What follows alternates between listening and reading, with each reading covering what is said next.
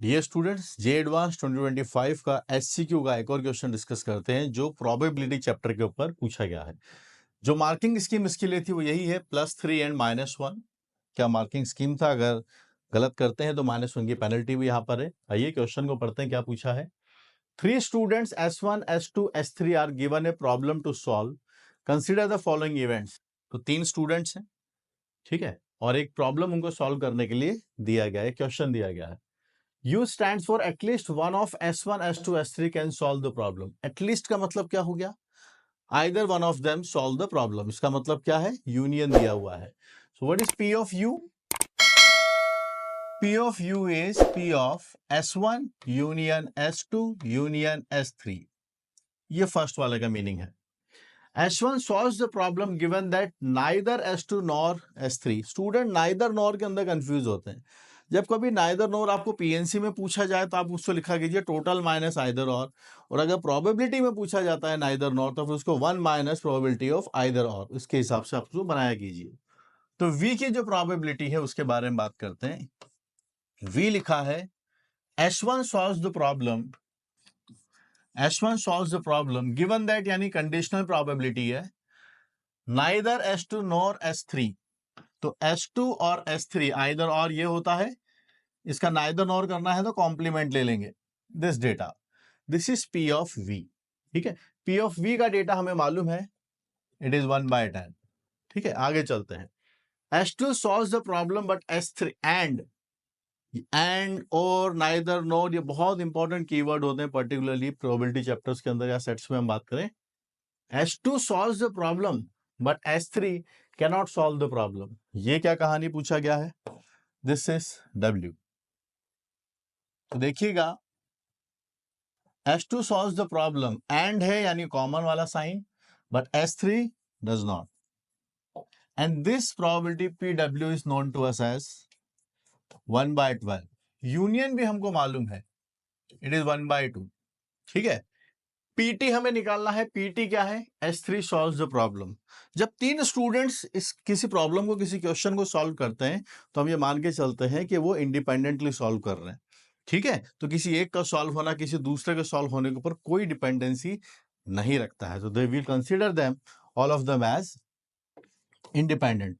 तो अज्यूम करते हैं कि S1 के सॉल्व करने की प्रोबेबिलिटी अल्फा है, S2 के सॉल्व करने की प्रोबेबिलिटी बीटा है और S3 के सॉल्व करने की प्रोबेबिलिटी गामा है। निकालना क्या है वो देख लेते हैं। PT निकालना है। PT क्या है? S3 solves the problem. S3 solves the problem. So we are looking for के गामा लेकर आना है। सो डियर स्टूडेंट्स, जेई की मैथमेटिक्स अगर आप स्ट्रॉन्ग करना चाहते हैं तो मैथमेटिक्स की जितनी भी ब्रांचेस है, जितने भी सेगमेंट्स है, सबको स्ट्रॉन्ग करना होगा।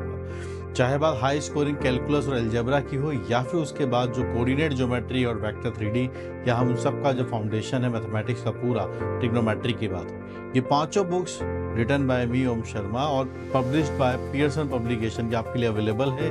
थ्योरी के साथ गिवन है, पीछे एक्सरसाइजेस भी है और कंप्लीटली विद सॉल्यूशन है। इसको अपनी स्ट्रेंथ बनाइए। और अगर आप प्रीवियस ही क्वेश्चंस करना चाह रहे हैं, आपको ढंग के सॉल्यूशंस नहीं मिल रहे हैं, डिटेल सॉल्यूशंस चाहिए और एक एक क्वेश्चंस के मोर देन वन सॉल्यूशंस आपको चाहिए, ऑल्टरनेटिव सॉल्यूशंस अगर आपको चाहिए तो वो आपको यहाँ पर एक्सक्लूसिवली जेई मेन की जो बुक है वहाँ मिलेंगे। और जेई मेन्स और एडवांस की जो 48 ईयर्स की बुक है उसके अंदर भी आपको मैथमेटिक्स के सॉल्यूशंस वहाँ पर देखने को मिलेंगे। और मुझसे पढ़ने के लिए you can definitely install the app uplift JEE है। यहाँ पर एक नंबर भी फ्लैश हो रहा है जहाँ पर आप अपनी मेंटरशिप के लिए मुझे मैसेज कर सकते हैं। और यूट्यूब चैनल जहाँ पर ढेर सारे वीडियोस आपके लिए फ्री में अवेलेबल है, फटाफट से आप इस चैनल को सब्सक्राइब कर लीजिए। Thank you guys, keep learning.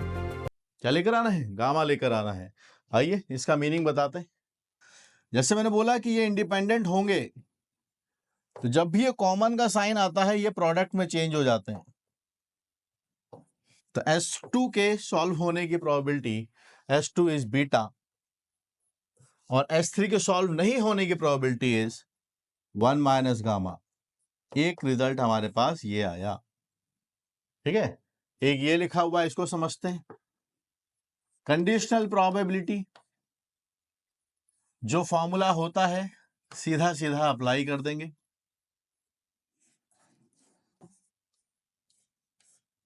It is 1/10, ठीक है। डेटा लिखा हुआ अपने पास। अब आप इसको देखिए, ये जो लिखा हुआ है इसको हम क्या लिख सकते हैं, सब पे बार है तो क्या चेंज हो जाएगा, this can be written as S2 bar union का कॉमन और यहां पर है S3 का bar divided by S2 bar common S3 bar, और ये इंडिपेंडेंट इवेंट्स हैं तो कॉमन का मतलब सबके सब प्रोडक्ट में चले जाएंगे, S1 आएगा, S2 बार आएगा, S3 बार आएगा, S2 बार आएगा, S3 बार आएगा, and this is given as 1/10। तो आप देखेंगे कि काफी सारा डेटा तो कैंसिल हो गया है, देखिए ये दोनों कैंसिल हो जाएंगे, ये नीचे वाला जो फॉर्मूला है ये भी लग जाएगा प्रोडक्ट वाले के हिसाब से,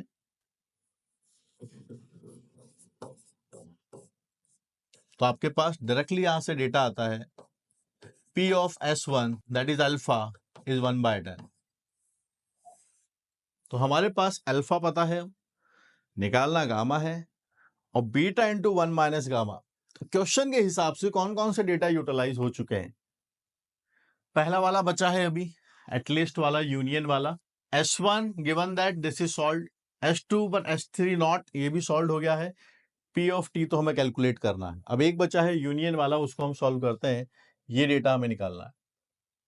तो आइए हमें बताना है P of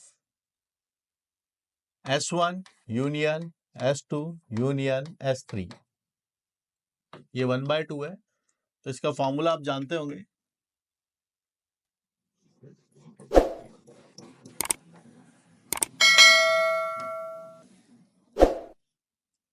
we are looking for at least one of them can be solve. हाँ, तो इसको आप ऐसे कीजिए, one of them can be solve कर सकता है प्रॉब्लम, इसका मतलब क्या है, 1 minus nobody solves the problem,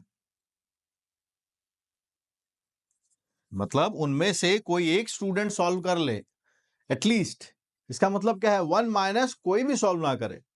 जब हमने सारे केसेस ले लिए कोई भी सॉल्व ना करे, 1 में से हटा दिया, तो किसी ना किसी एक ने सॉल्व कर लिया हो, 2 ने सॉल्व कर लिया हो, तीनों ने सॉल्व कर लिया हो, ये सारे केसेस हमारे फेवरेबल में है, वो सारे केसेस हमको चाहिए। तो 1 में से वो सारा केस हमने हटा दिया जब उनमें से कोई भी सॉल्व ना करे, और ये कॉमन वाला जो है ये आपके पास से प्रोडक्ट में आ जाएगा, यही हमको चाहिए। तो S1 बार मतलब S1 तो अल्फा है, तो ये बनेगा 1 माइनस अल्फा, ये 1 माइनस बीटा, ये है 1 माइनस गामा इज हाफ। आपको डेटा पता है कि अल्फा आपको मालूम है 1 माइनस 1/10 है, और यहां आप प्रोडक्ट कर सकते हैं, ठीक है। तो यहां सब कौन कौन से डेटा हमें मालूम है, पूरी अटेंशन क्लियर होनी चाहिए कि गामा निकालना है। हमें पता है बीटा इंटू 1 माइनस गामा, ये रहा डेटा, कितना है, ये 1/12 है, it is 9/10, 1 minus gamma 1/12 and it is half. Simplify कर लो, 1 minus half is half, it is 9/10, 11/12 minus gamma, 11/12 minus gamma equal to, यहां से आप देखिएगा तो 5/9 ये निकल के आ रहा है यहां से, so the gamma value is 11/12 minus 5/9, ठीक है। तो चलिए इसको थोड़ा एलसीएम लेते हैं, 36, सो 3 टाइम्स करेंगे तो 33, 4 टाइम्स करेंगे 20, वी आर गेटिंग 13/36, 13/36 से हमारा इसका आंसर निकल के आना चाहिए, that is a is the answer, ठीक है। आप इसको वेन डायग्राम से बनाकर भी इसको बना के कर सकते हैं, ठीक है। और आप इसको सिंपल जो प्रोबेबिलिटी के जो बेसिक डेफिनेशंस हैं उनसे अगर आप करेंगे तो भी बात बन जाएगी। ये जो क्वेश्चन सॉल्व करने वाले प्रॉब्लम्स होते हैं जिसमें स्टूडेंट सॉल्व करते हैं, या रेस हो रही होती है जिसके अंदर कंपटीशन के अंदर रनिंग की हो या स्विमिंग की हो, ये सब इंडिपेंडेंट कंसिडर की जाती है। तो जैसे ही कॉमन वाला फंडा वहाँ आता है तो उसको प्रोडक्ट में चेंज कर देते हैं। याद रखिए, एक अच्छा सवाल है, जेई में इसको सॉल्व करना थोड़ा सा रहेगा, एक अच्छे लेवल का स्टूडेंट जिसने प्रोबेबिलिटी चैप्टर तैयार किया होगा वही इस क्वेश्चन को बना पाया होगा, ठीक है। सो वी आर गेटिंग 11/36 पूरा। अगर एकदम से आपको 30 सेकेंड में फिर से बताऊं क्या हमने किया है, तो जो जो यहाँ समझाते जा रहे हैं उसको पहले नोट डाउन करते हुए चलना में एग्जाम के अंदर भी, है ना। तो पहले एटलीस्ट बोला, एटलीस्ट मतलब आइदर ऑफ देम, तो यूनियन वाला डेटा दे रखा था। S1 can solve the problem given that neither nor, neither nor को फिर से एक्सप्लेन कर देता हूं। नाइदर नॉर मतलब टोटल माइनस आइदर और, या 1 माइनस आइदर और की प्रोबेबिलिटी, यानी आइदर और होता है यूनियन, उसके ऊपर बार लगा दिया, ठीक है। कॉमन है तो आप बताइए A/B की प्रोबेबिलिटी क्या होती है, A common B upon P of B, बस वही हमने यहाँ लगाया है। अब ये बार था तो ये यूनियन कॉमन में और S2 बार इसमें चेंज हो गया, और फिर ये प्रोडक्ट में सब कैंसिल हो गए, P ऑफ S1 डेटा निकल के आ गया। यहाँ सिंपल सा था, S2 होना चाहिए, S3 नहीं होना चाहिए, इंडिपेंडेंट इवेंट से प्रोडक्ट आ जाएगा, ये डेटा भी मालूम है।